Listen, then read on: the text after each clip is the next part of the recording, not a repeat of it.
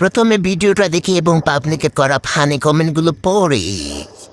আর আমি মনে করি যে আমাকে যে ছেলে বিয়ে করবে তার আর হুরের পেছনে দৌড়াতে হবে না, সে বাংলাদেশেই হুর পেয়ে যাবে।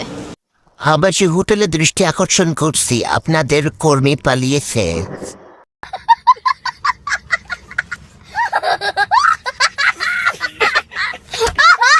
তরে 300 টাকা দিলেও লস হইব।